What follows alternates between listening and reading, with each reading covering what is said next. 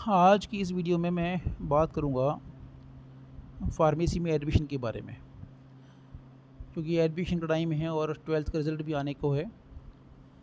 तो बहुत से बच्चे फार्मेसी को लेकर के बहुत उत्साहित है कि एडमिशन उनको लेना है।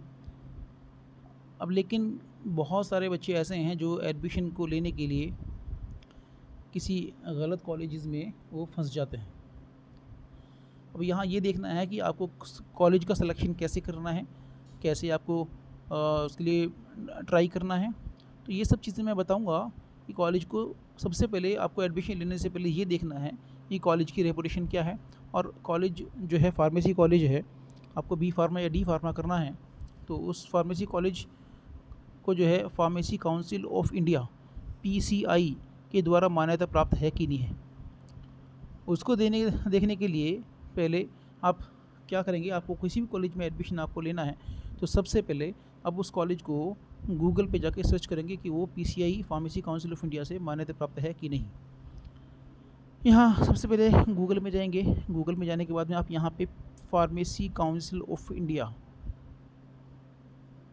फार्मेसी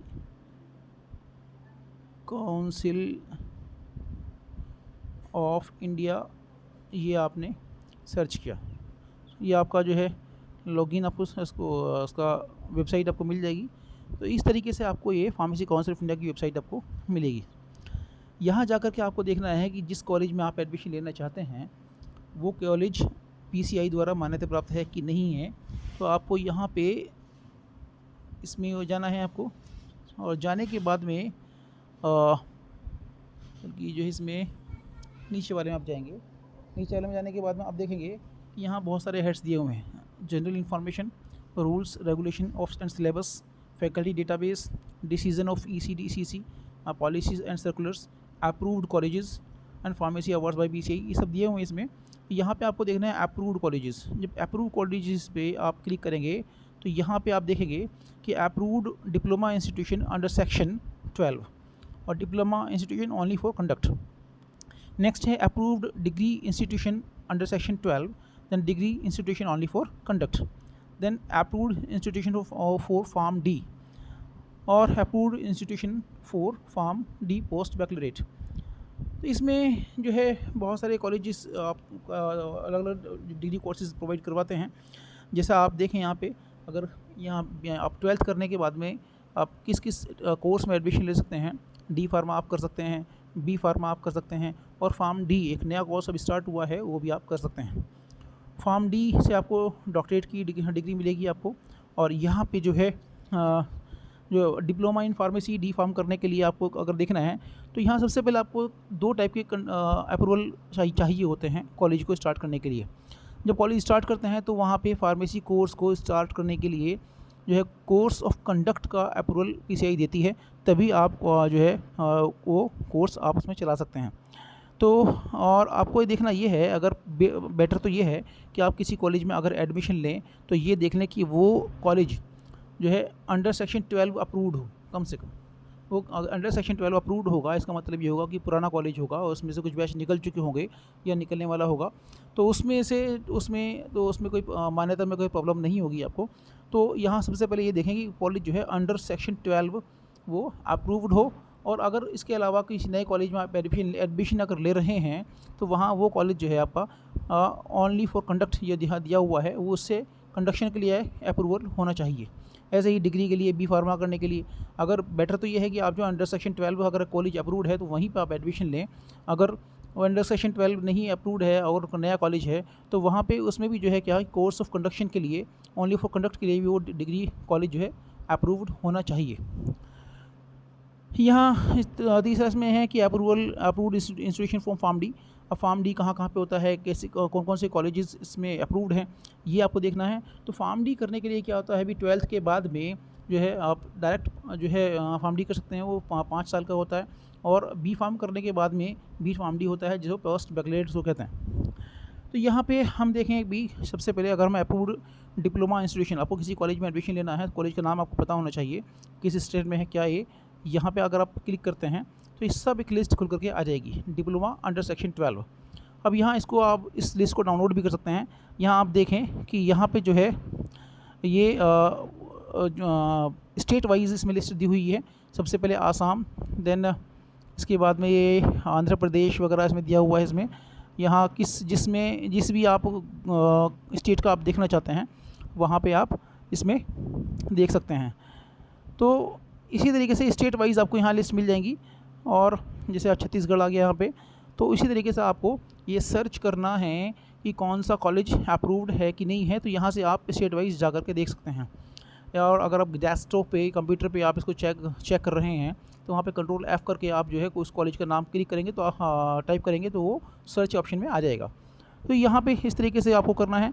और बैक जाएंगे, अगर आप यहाँ पे अगर आपको किसी नए कॉलेज में एडमिशन लेना है तो नए कॉलेज में एडमिशन लेने के लिए आपको क्या करना है भाई, यहाँ पे आपको diploma institution only for conduct, तो यहाँ पे जो है इसमें वो कम से कम जो डिप्लोमा कॉलेज है आपका वो इसमें अप्रूव्ड, उसका नाम इसमें होना चाहिए।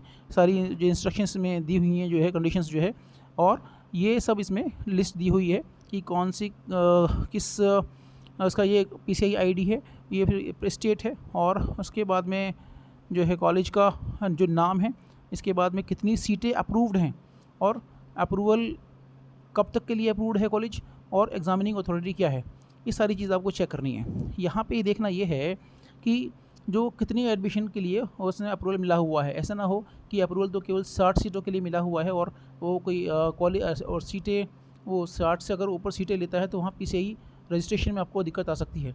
इसलिए यहाँ पे ये चेक करना ज़रूरी है कि आप जो है उस कॉलेज जिसमें आप एडमिशन लेने जा रहे हैं उसको PCI pharmacy council of India की वेबसाइट पर जा कर के चेक कर लें, pci.nic.in पर जा कर के चेक कर लें।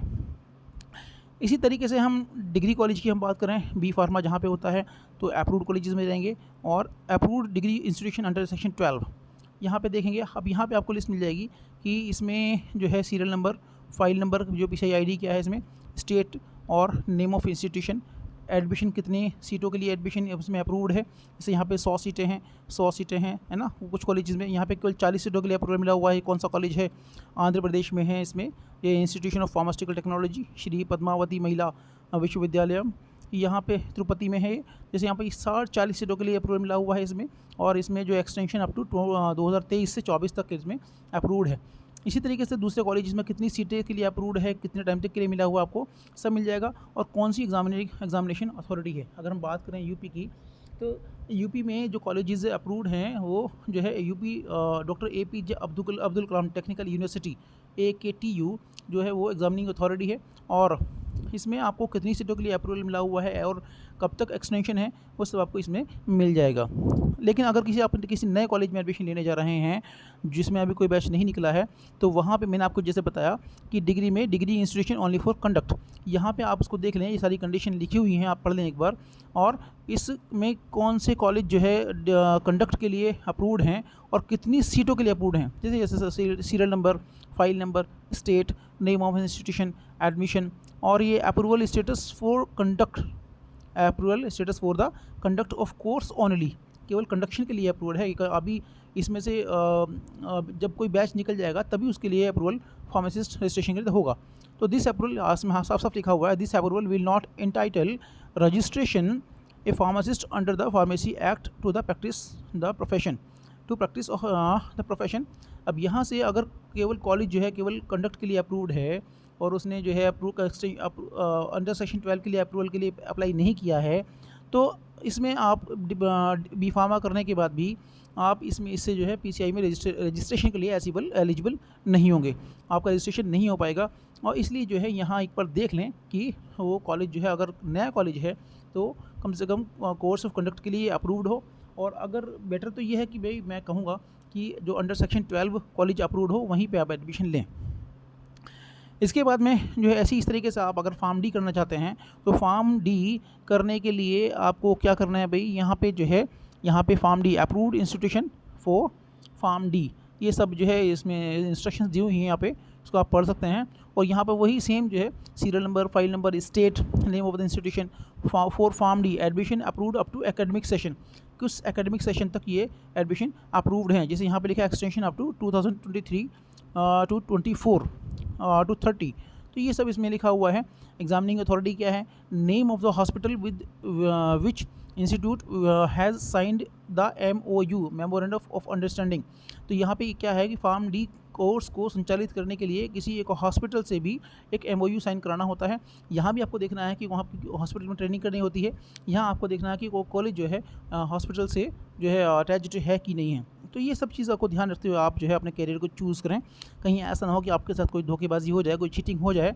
तो इस चीटिंग से बचने के लिए आपको बेटर ये है कि आप जो है PCI pharmacy council of India की वेबसाइट पर जा करके अपने कॉलेज को चेक कर लें, उसको वेरीफाई कर लें कि वो अप्रूव्ड है कि नहीं है।